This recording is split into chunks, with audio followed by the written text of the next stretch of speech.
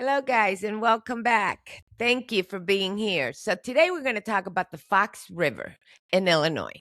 And I'm calling this show the Fox River Files because I believe there'll be more to come. We just had another body as recent as yesterday.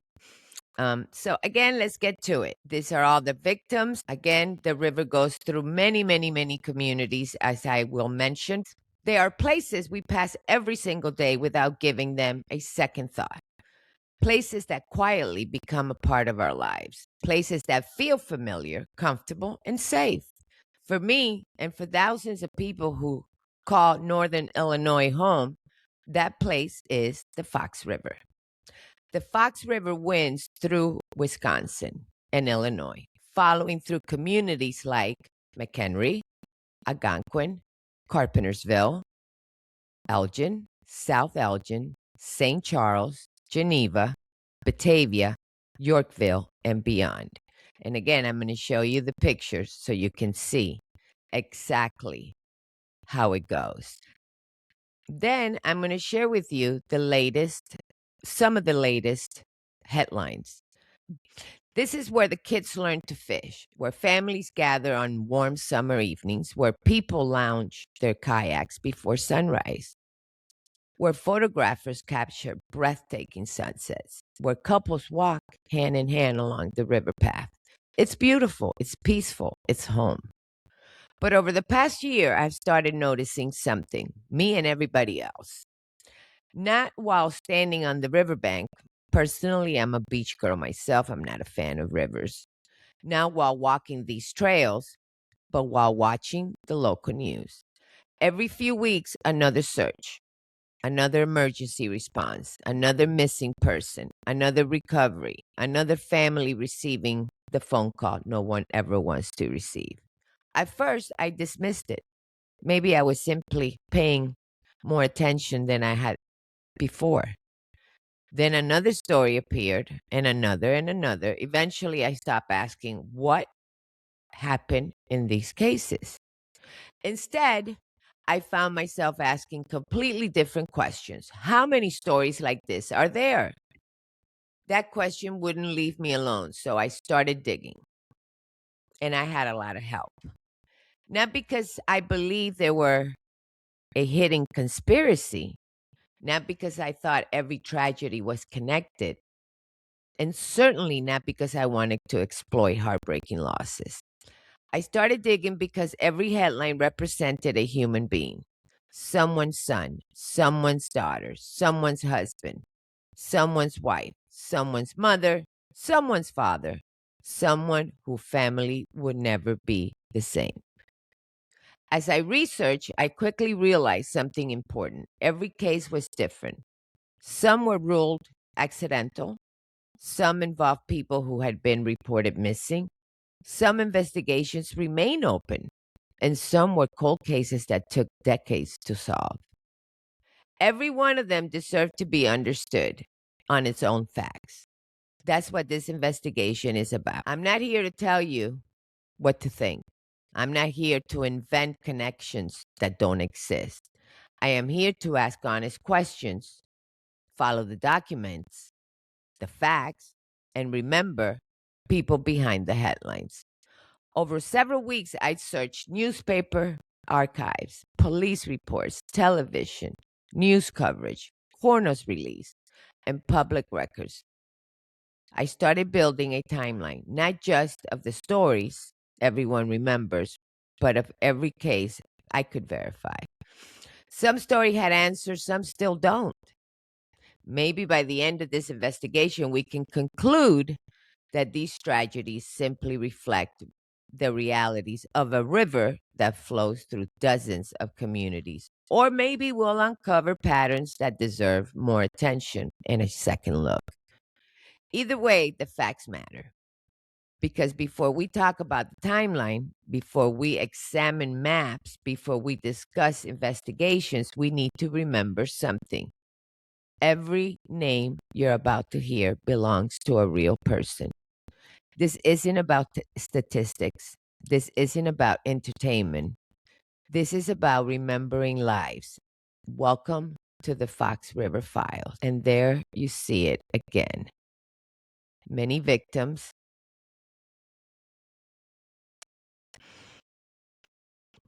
Why I started digging. You know, it's funny how certain stories stay with you. Most of us watch the evening news. We hear about something tragic. We shake our heads. Maybe we say a prayer for the family, and then life moves on. Tomorrow brings another headline, another tragedy, another story. But every once in a while, a story refuses to let go. For me, that story became the Fox River. I honestly cannot tell you the exact moment it started.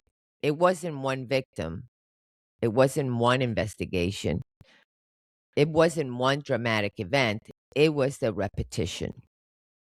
Every few months, sometimes few weeks, another search, another police boat, another helicopter circling overhead, another recovery, another grieving family standing beside the river. Eventually, I caught myself asking, am I imagining this? Or has this really happened this many times? What began as a simple internet search turned into something much bigger. One article became five, five became 20, 20 became dozens, and hours turned into days. Days became weeks. I do want to say thank you for everybody locally who sent me information on this.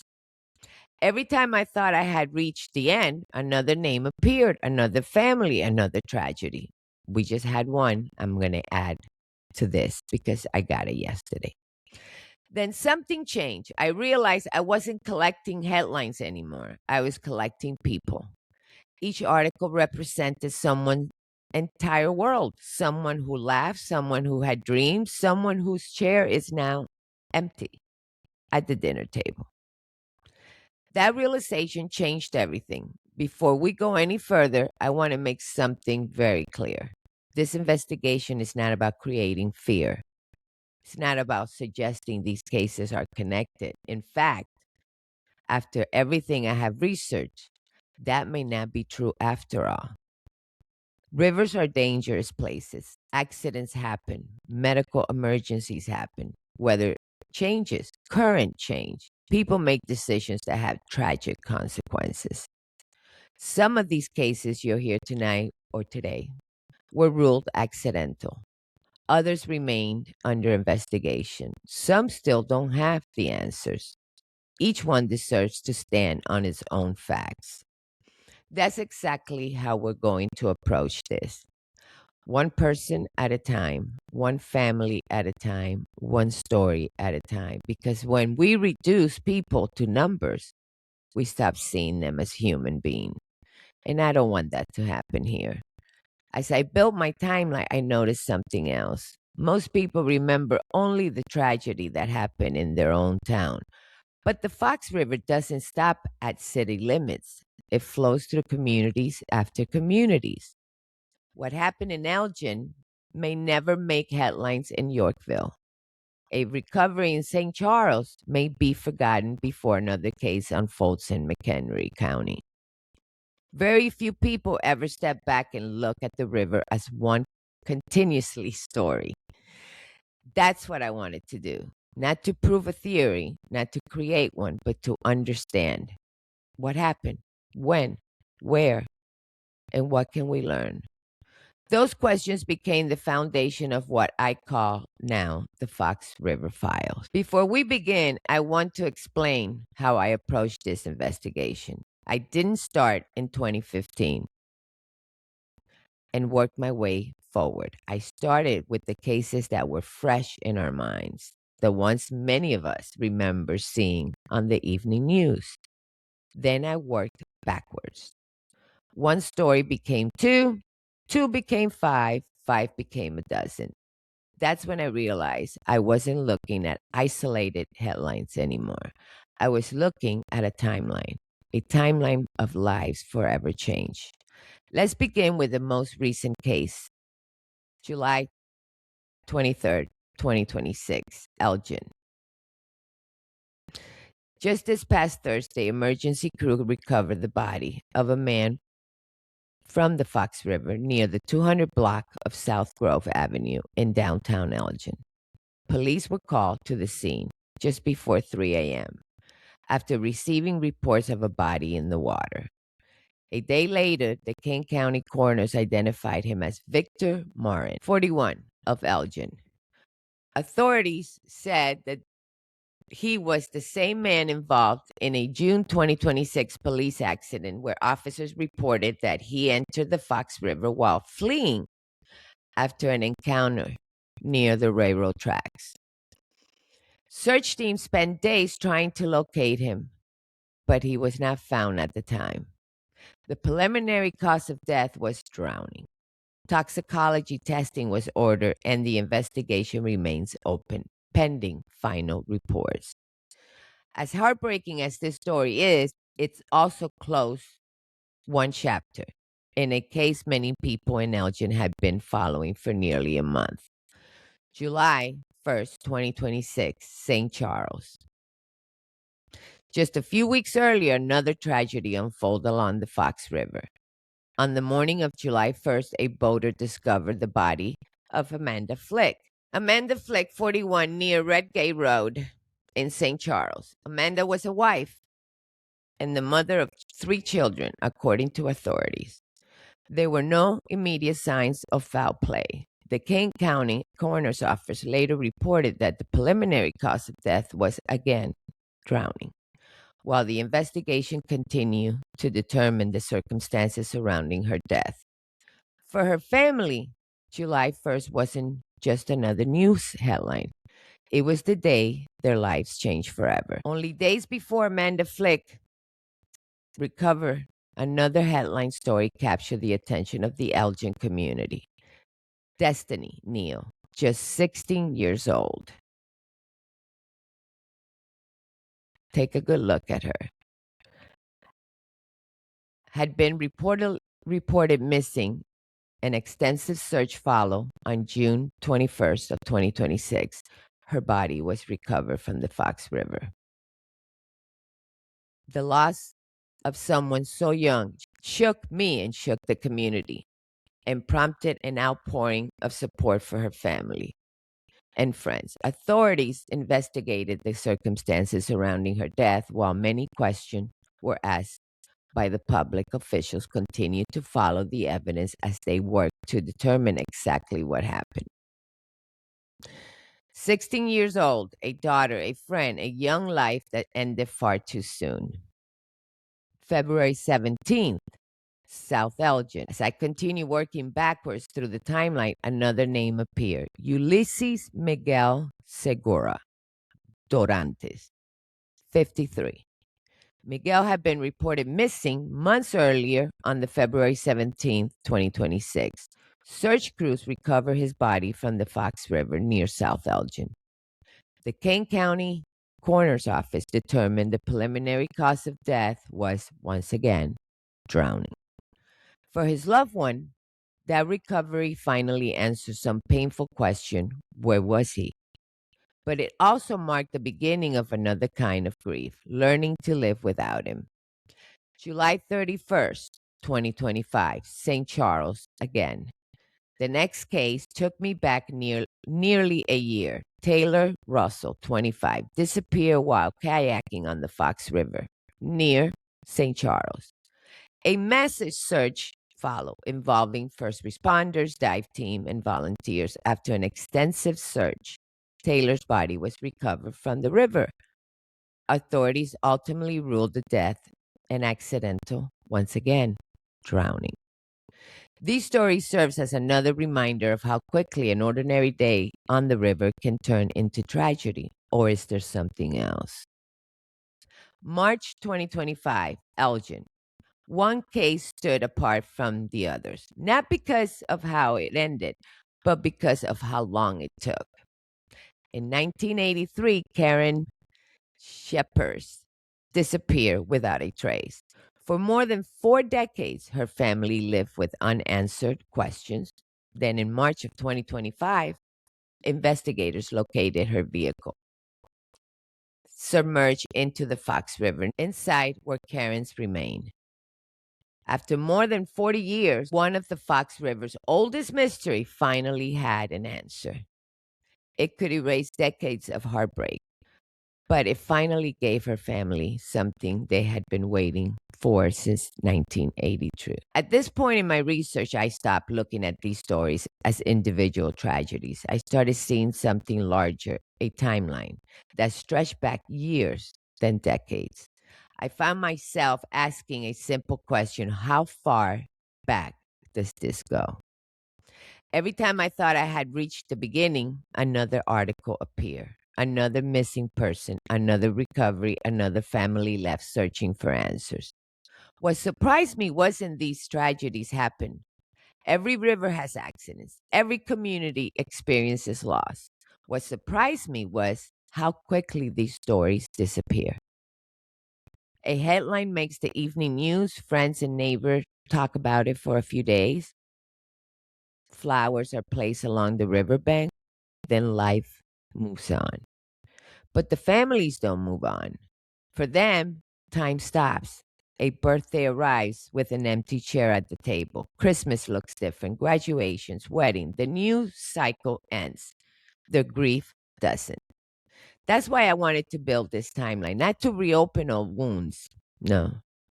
Not to create fear, but because every one of these stories deserves to be remembered and because history matters. Sometimes history teaches us about safety. Sometimes it teaches us about human behavior. Sometimes it reminds us how much fragile life can be. As I continue searching old newspapers, archives, I found cases that many people had completely forgotten. Some were ruled accidental. Some involved missing persons who were finally found. Others raised questions that investigators worked for years to answer. Karen's story reminds us that time doesn't erase loss, it only changes how we carry it. The Fox River has witnessed tragedies for generations. Some people slip beneath the surface during recreation, others disappear without explanation. Every story is different, every family is different, but they all have one thing in common: someone still remembers them, someone still says their name. And that's why I believe these stories deserve to be told. While researching the Fox River, I also noticed reports of people found in other bodies of water across Illinois: rivers, quarries, and forest preserves. At this point, I'm not suggesting those cases are connected to the Fox River. Every investigation is unique and deserves to be evaluated with its own facts. However, the volume of similar reports raises questions worth exploring carefully. Are these simply unrelated tragedies occurring over the time? Or is there something that deserves a closer look? Let me share this one. This guy was found in Naperville. This one, we just found him. His car was found a couple days prior, and then they found him. Some people say that we have a serial killer on our hands, and it's mostly males. That would be a speculation, is what I'm saying. And I'm not ready to say that. But it is interesting. The incidents mark the latest in a string of deaths reported. Just in 2026, NBC Chicago journalists have spoken to police about more than a dozen death investigations from Elk Grove Village to Aurora to Elgin to Schaumburg, even downtown Chicago.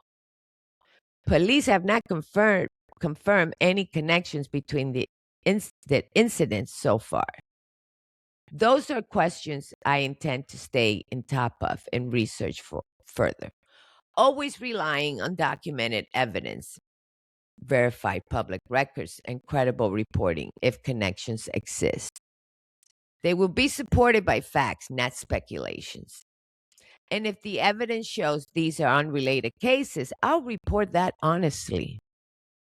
This investigation is about following the evidence wherever it leads and giving every victim the respect they deserve by telling their stories accurately, not as a headline, not as statistics, but as people.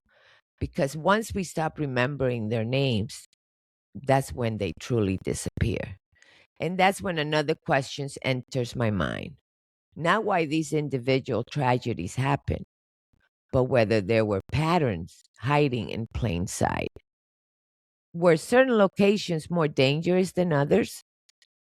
Were a particular time of the year when incidents became more common? Were these simply random tragedies, or was there something the river itself could teach us? That's where my investigation went next. July 23rd, 2026.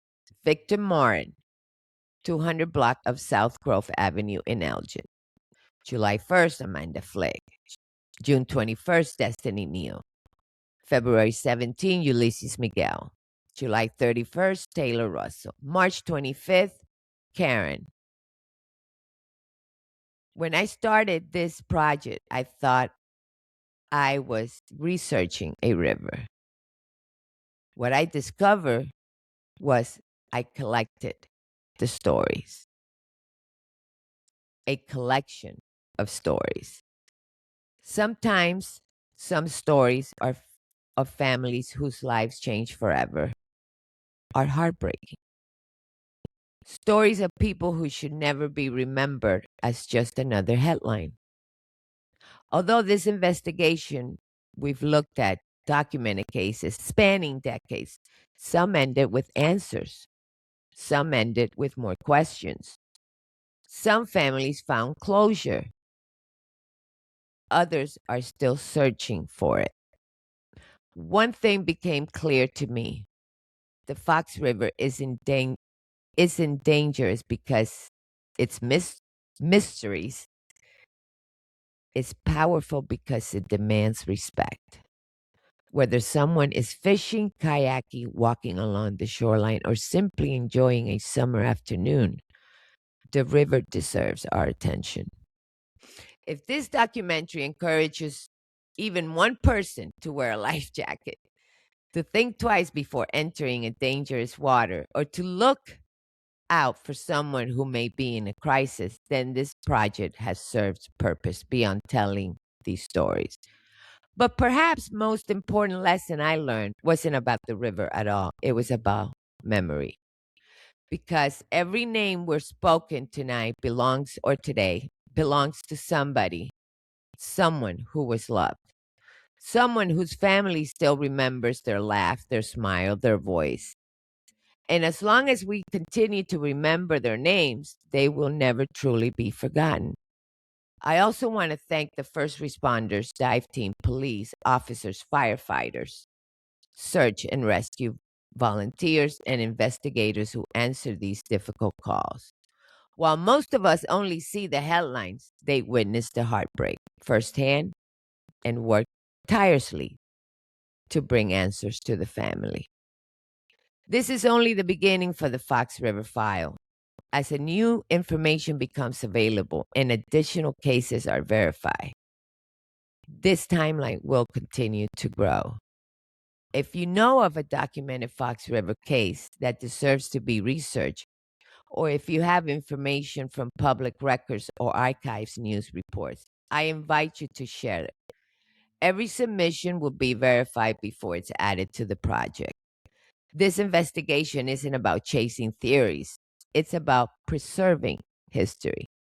It's about following the facts. I know some people look at these cases and wonder if something more sinister is happening. If that is true, then truth has a way of coming out. I just hope the authorities are doing their jobs thoroughly and treating every one of these cases with the seriousness it deserves. This project was never about chasing theories. It's about documenting what has already happened, following the public records, and making sure the names are not forgotten. And above all, it's about remembering the people. It's about following the facts, one case at a time, one family at a time, and letting the documented evidence speak for itself. And this has been the Fox River Files. Thank you for watching. Please subscribe if you like to follow future investigations and future videos.